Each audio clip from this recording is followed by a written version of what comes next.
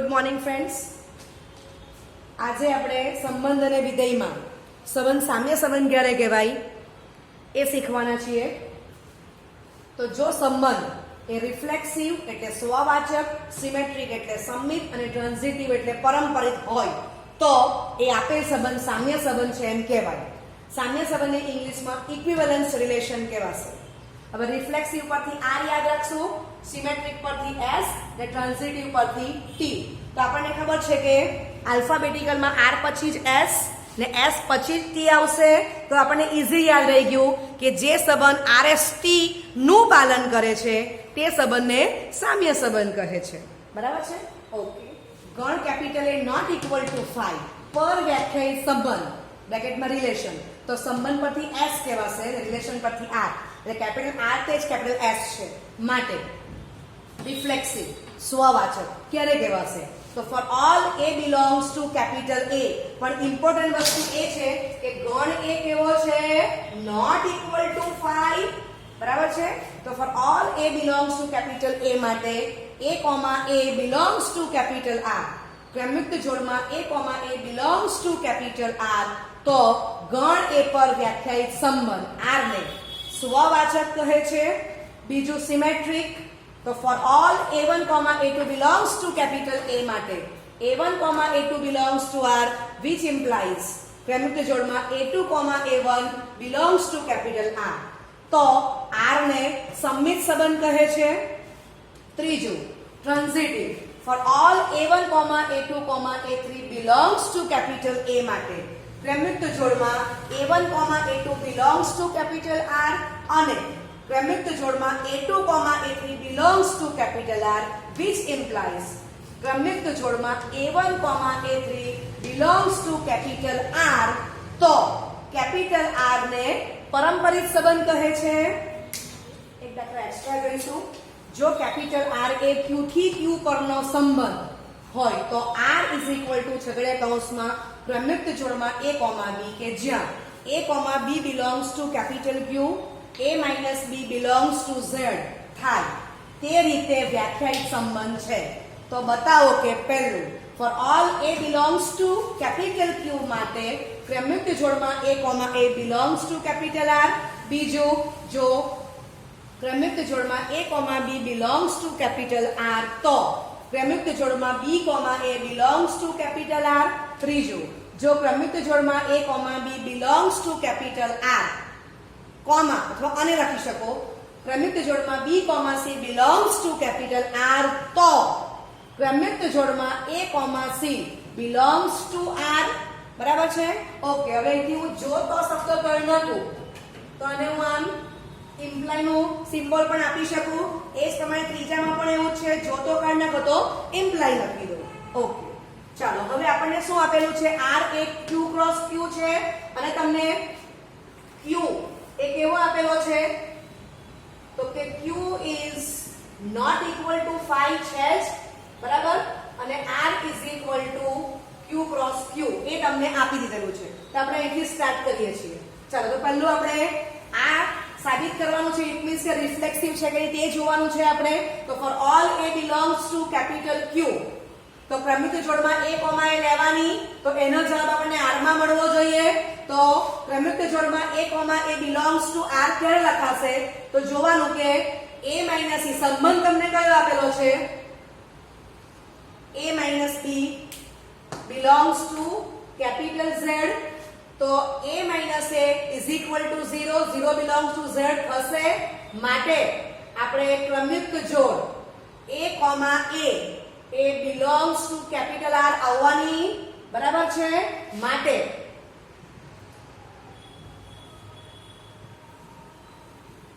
સંબંધ R સ્વવાચક છે એટલે કે રિફ્લેક્ટિવ છે. ચાલો બીજું સિમેટ્રિક જોવાનું છે. તો બીજામાં શું આપણે બતાવવાનું છે કે અમારે તમે a, b belongs to capital R તો which implies b, a belongs to capital R મળવું જ જોઈએ. તો હું લખું છું for all a, b belongs to Q. Member તમારે Q માંથી લેવાના છે. Q એટલે સમેશન કહેવાનો ગણ. બરાબર છે? ઓકે. કોમા ક્રમયુક્ત જોડમાં a, b belongs to capital R તો which implies આનો ઉપયોગ કરો કે આનો અર્થ શું છે તો કે a minus b belongs to z. z માં શું આવશે? ધન પૂર્ણાંક, ઋણ પૂર્ણાંક, શૂન્ય. બરાબર છે? ચાલો હવે આમાંથી હું આમ લખી શકું -1 બ્રેકેટમાં b માઇનસ a, તો બિલોંગ્સ ટુ z આવવાનું જ છે. હવે તમે સમજી શકો છો કે આ a માઇનસ b જો ધન હશે તો b માઇનસ a ઋણ હશે અને a માઇનસ b ઋણ પૂર્ણાંક હશે તો b માઇનસ a ધન પૂર્ણાંક જ હોવાનો છે. બરાબર છે? ઓકે. તો આ અન્ડરસ્ટેન્ડિંગ માટે આની જરૂર નથી. તો અહીંયા હું લખી દઉં છું કે આ ધન અથવા ઋણ પૂર્ણાંક સમજ માટે. તો આ ધન ત્યારે આ કેવો આવશે? ઋણ અથવા ધન પૂર્ણાંક. વાત સમજ પડે છે? મિત્રો આપણે એક એક્ઝામ્પલ થી સમજીએ. સપોઝ કે હું આમ લઉં છું ફોર ઓલ, તો a ઇઝ ઇક્વલ ટુ શું પસંદ કરું છું? 2 પસંદ કરીને, એટલે a બરાબર 2 લઉં છું અને b બરાબર હું 3 પસંદ કરું છું. તો 2, 3 belongs to r મને આપેલું છે, which implies 2 minus 3 is equal to -1 થશે belongs to z. તો which implies 3 minus 2 is equal to 1, this belongs to z આવવાનું. સમજાય છે? એટલે 2 minus 3 એ ઋણ પૂર્ણાંક છે તો 3 minus 2 એ ધન પૂર્ણાંક જ આવવાનો. ક્લિયર? ઓકે. તો which implies હું આમ લખી શકું 3, 2 belongs to capital R. આ મેં અલગ રીતે તમને બતાવ્યું છે. સિમેટ્રિકમાં આપણે જનરલ વાત કરી, અહીંયા હું સ્પેશિયલ કિંમત લઉં છું. ઓકે. માટે આપેલ સંબંધ કેપિટલ R સિમેટ્રિક મીન્સ સમમિત છે. બરાબર? ઇંગ્લિશ વર્ડ્સ પરથી આપણને RS થી સરળતાથી યાદ રહી જશે એટલે હું ઇંગ્લિશ વર્ડ્સ લખું છું. ઓકે. એટલે સાથે આપણે ગુજરાતી પણ લખતા જઈએ છીએ. ઓકે. હવે તમે પહેલામાં પણ અંતે એક્ઝામ્પલ લઈ શકો કે a ની વેલ્યુ 2 પસંદ કરો તો 2 - 2 આવી ગયા 0. સમજાય છે? તો તમે આ એક્ઝામ્પલ લઈને પણ કરી શકો અથવા જનરલ લખીને પણ કરી શકશો. ચાલો હવે ત્રીજું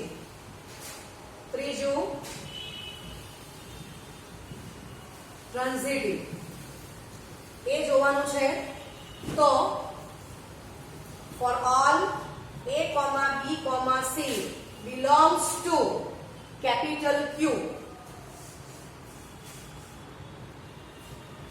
a, b belongs to R, b, c belongs to capital R, which implies ચલો તો વેલ્યુ મૂકવા માંડીએ. તો a minus b belongs to z થવાનું જ છે, b minus c belongs to z થવાનું જ છે. ચાલો which implies હું આમ લખી શકું a minus b વત્તા b minus c A belongs to z. Okay. આગળ જઈએ તો which implies આ b ને b કેન્સલ થશે -b પ્લસ b તો શું આવશે a minus c belongs to z. તો which implies યામાં a, c belongs to capital R લખી શકાય. બરાબર છે? માટે આપણે શું સાબિત કર્યું? For all a, b, c belongs to capital Q, a, b belongs to capital R, b, c belongs to capital R, which implies ક્રમિક જોડમાં a, c belongs to capital R. માટે R એ પારંપરિક છે. બરાબર છે? ઓકે. અથવા તો આપણે a ની વેલ્યુ 2 પસંદ કરો, b ની વેલ્યુ 3 પસંદ કરો, c ની વેલ્યુ 4 કે 5 ઋણ પણ લઈ શકાય, 0 પણ લઈ શકાય, કોઈ પણ લેવ તો હું 5 પસંદ કરું છું અને તમે આ પ્રમાણે વેલ્યુ મૂકો તો પણ ચાલશે, તો પણ તમને સમજાશે.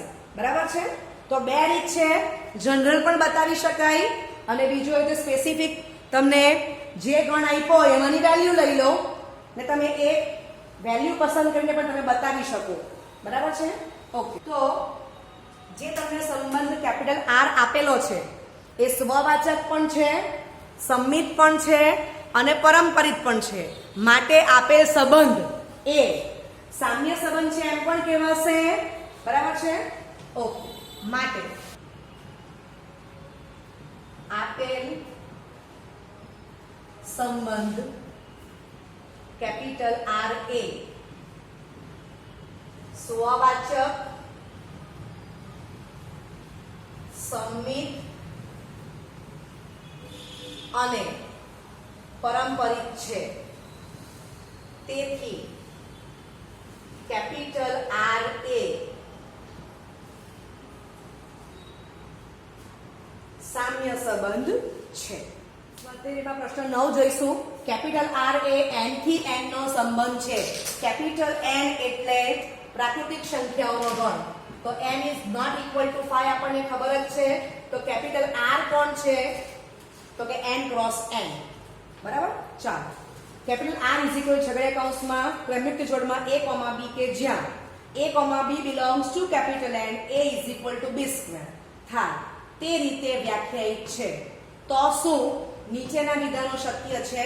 for all a belongs to capital N માટે ક્રમિક જોડમાં a, belongs to r. બીજું, જો ક્રમિક જોડમાં a, b belongs to capital R તો ક્રમિક જોડમાં b, a belongs to r. અને ત્રીજું, જો ક્રમિક જોડમાં a, b belongs to capital R, ક્રમિક જોડમાં b, c belongs to capital R તો ક્રમિક જોડમાં a, c belongs to capital R. It means કે રિફ્લેક્સિવ, સિમેટ્રિક, ટ્રાન્ઝિટિવ થાય છે કે નહીં તે આપણે ચેક કરવાનું છે. બરાબર છે? ઓકે. તો capital N not equal to 5, R is equal to n cross n. બરાબર છે? અને આ તમને વ્યાખ્યાયિત કરી આપેલું છે. તો આપણે અહીંથી સ્ટાર્ટ કરી દઈએ છીએ. Capital R is equal to n cross n. એ પણ પોતે not equal to 5 because n is not equal to 5. ચાલો. હવે પહેલું આપણે ચેક કરવાનું છે. તો આ થવું જોઈએ. તો first reflexive. For all a belongs to capital N માટે capital A is equal to a square. બરાબર? આ થવું જોઈએ આપણને ખબર છે. તો a is equal to a square. Suppose તમે 1 લેશો તો 1 is equal to 1 square આવશે. પરંતુ તમે a ની વેલ્યુ 2 પસંદ કરો તો 2 is not equal to 2 square. સમજ પડે છે? a ની વેલ્યુ 1 લેવ તો 1 equal to 1 square આવે. પરંતુ a ની વેલ્યુ 2 લેવ તો 2 is not equal to 2 square. Clear? માટે હોવાથી a, does not belongs to capital R માટે આપેલ સંબંધ કેપિટલ R કે S જે કહેવું હોય તે ગુજરાતીમાં સંબંધ પછી S પણ લખાય. એટલે સંબંધને ઇંગ્લિશમાં રિલેશન કહેવાય એટલે R પણ લખાય. તો R is equal to S એ સ્વવાચક નથી. ક્લિયર? ચાલો. હવે બીજું, સિમેટ્રિક માટે આ થવું જોઈએ કે અથવા ને બીજું સિમ્બોલમાં શું લખાશે? આ રીતે a, b belongs to R which implies b, a belongs to R થવું જોઈએ સિમેટ્રિક માટે. ચાલો તો સિમેટ્રિક ચેક કરીએ પાછા. તો બીજું symmetric. For all a, b belongs to capital N, a, b belongs to capital R. એ આપણને પક્ષમાં આપેલું છે. ચાલો તો વ્યાખ્યાનો ઉપયોગ કરો એટલે શું લખાશે? a is equal to b square. હવે આના પરથી હું આમ લખી શકું. ખરેખર તો a equal to b square નથી થવાના, પણ આ દાખલામાં પક્ષ આપણને આપેલો છે. કોઈક સંખ્યા એવી છે કે જેને કારણે a equal to b square થાય છે. તો આપણને ખબર છે કે ભાઈ 1 equal to 1 square થાય છે. બરાબર છે? ઓકે. હવે આના પરથી મને ખબર જ છે કે b is not equal to a square which implies b, a does not belongs to capital R બરાબર છે? માટે આપેલ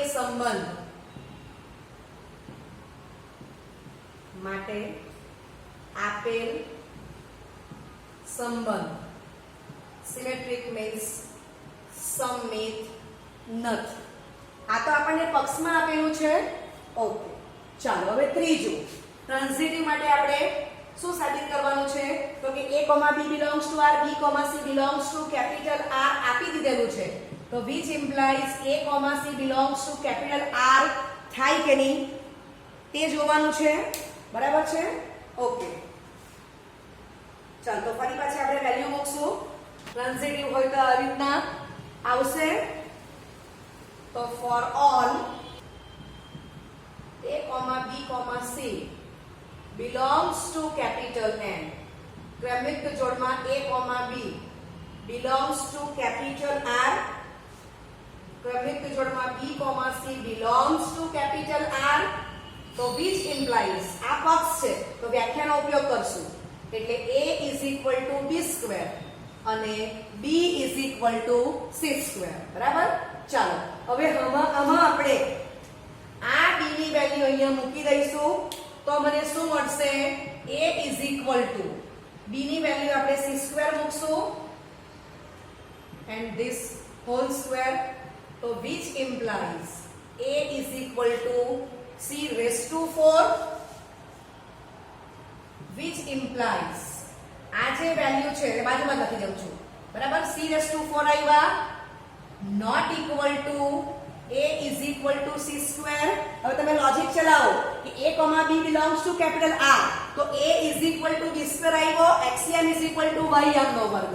તો મારે આ બતાવવું છે કે a, c belongs to જો R થતું હોય તો મને અહીંયા શું મળવું જોઈએ? a is equal to c square. પરંતુ મને શું મળે છે? a is equal to c raised to 4. સમજાય છે? માટે હું એમ કહેવાની આના પરથી કે which implies a, c does not belongs to capital R. સમજાય છે વાત? a, c belongs to capital R હોય તો મને a is equal to c square મળવા જોઈએ. પણ મને અહીંયા a is equal to c raised to 4 મળે છે. ક્લિયર? ઓકે, માટે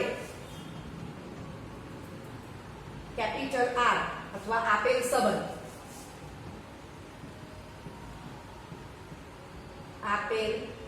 સંબંધ કેપિટલ R એ પારંપરિક નથી. બરાબર? હવે અહીંયા આ દાખલામાં એવું છે કે સ્વવાચક પણ નથી,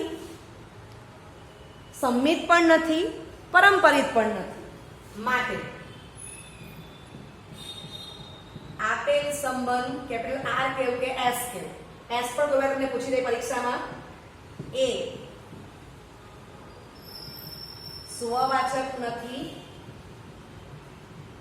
સંમિત નથી અને પારંપરિક પણ નથી. બરાબર? માટે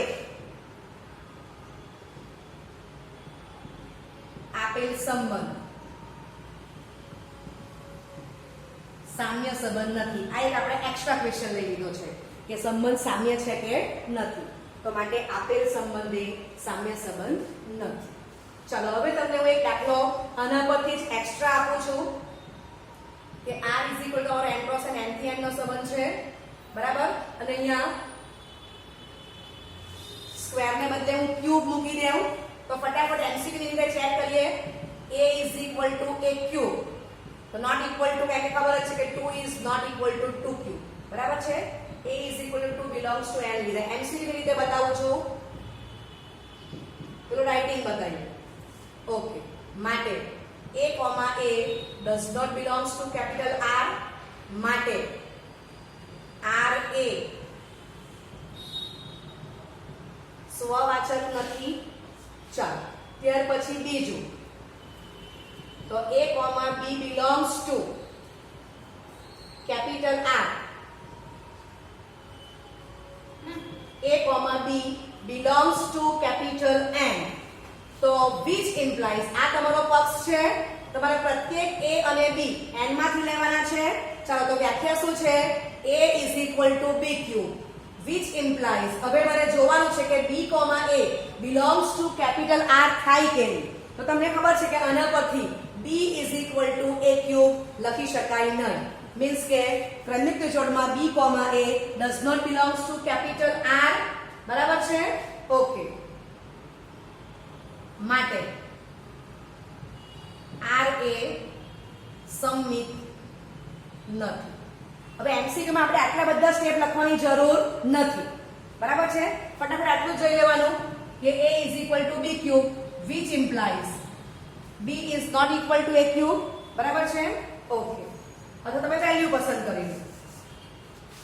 ત્રીજું, for all a, b, c belongs to capital N, ક્રમિક જોડમાં a, b belongs to R, b, c belongs to capital R, which implies આ પક્ષ છે તો વ્યાખ્યાનો ઉપયોગ કરો. a બરાબર b ક્યુબ, b બરાબર c ક્યુબ, which implies ચાલો તો b ની વેલ્યુ આપણે મૂકી દઈશું.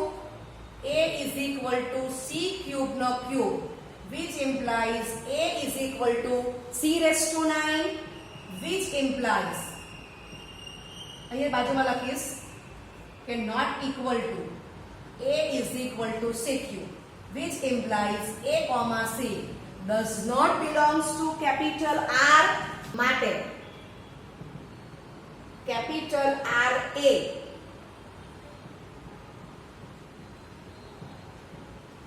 પરંપરિત નથી. બરાબર છે? ઓકે. તો બંને દાખલા તમે જોયું કે ભાઈ a is equal to b square લેવ કે a is equal to b cube લેવ. જવાબ સરખો જ આવે છે કે આપેલ સંબંધ R એ સુવાવાચક નથી, સમમિત નથી અને પરંપરિત નથી. તો તમને આના પરથી એક શોર્ટ સૂત્ર આપવાની છું. ઓકે? પણ એને માટે હજી એક દાખલો એક્સ્ટ્રા આપું છું. તો અહીંયા હું લખી દઉં છું a is equal to b simply. ચાલો તો ફર્સ્ટ રિફ્લેક્સિવ જોવાનું છે. તો આપણે શું લઈશું? for all a belongs to capital A, તો a is equal to a જે સત્ય છે. માટે ક્રમિક જોડમાં a, a belongs to capital R, માટે capital R a સ્વવાચક છે. આ રિફ્લેક્ટિવ નો R લખ્યો છે રિફ્લેક્ટિવ. ચાલો બીજું, for all a, b belongs to capital N, a, b belongs to capital R, which implies okay આ પક્ષ છે તો વ્યાખ્યાનો ઉપયોગ કરો કે a બરાબર b, તો which implies b is equal to a, તો which implies ક્રમિક જોડમાં b, a belongs to capital R થશે. જો ક્રમિક જોડમાં a, b belongs to R તો a is equal to b લખાય. તો એના પછી મેં b is equal to a લખ્યું. ઇટ મીન્સ કે ક્રમિક જોડમાં b, a belongs to capital R, right? માટે કેપિટલ R a સમમિત છે. બરાબર? ચાલો ત્રીજું ટ્રાન્ઝિટિવ ચેક કરી જોવાનું છે. તો for all a, b, c belongs to capital N. આ દાખલો સહેલો છે, મને જનરલ પણ ખબર પડી જાય છે. તમે વેલ્યુ પસંદ કરો a ને b ની વેલ્યુ એ પ્રમાણે તમે જઈ શકો છો. ચાલો ક્રમિક જોડમાં a, b belongs to okay આ બાજુ લખીએ છે, જગ્યા ઓછી છે. ચાલો તો સમમિત છે એમ લખી દીધું આપણે. આ પૂરું કર્યું કે કેપિટલ R એ સમમિત છે. ચલો હવે ત્રીજો જોઈએ છે transitive. for all a, b, c belongs to capital N, a, b belongs to capital R, b, c belongs to capital R, which implies તો આ પક્ષ છે તો વ્યાખ્યા શું આપેલી છે? a, b belongs to R તો a equal to b લખાશે અને b, c belongs to R તો b is equal to c લખાશે. which implies a equal to b equal to c, which implies a is equal to c, which implies a, c belongs to capital R. બરાબર છે? માટે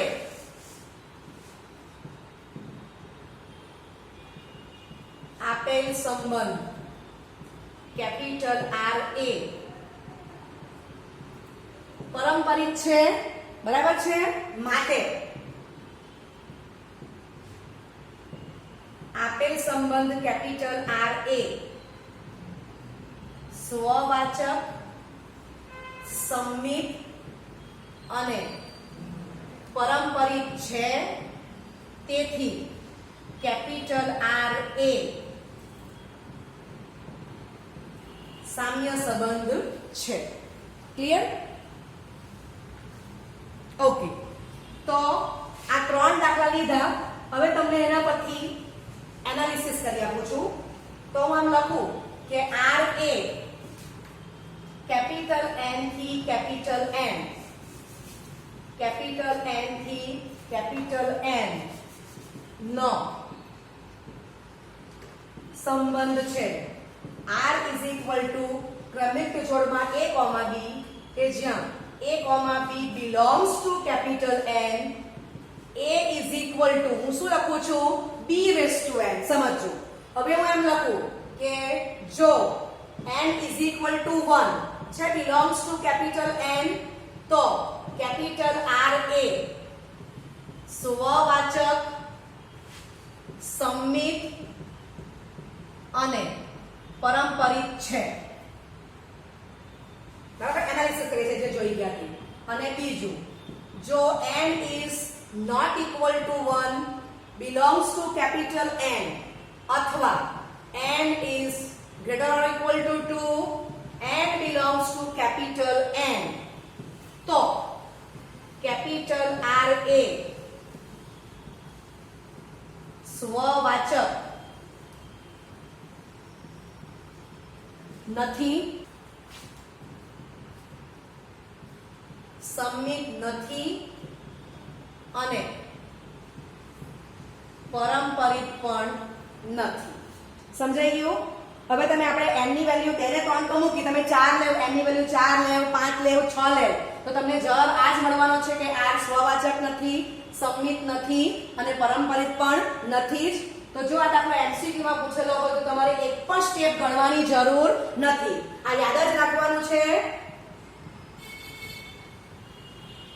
remember four MCQs. બરાબર છે?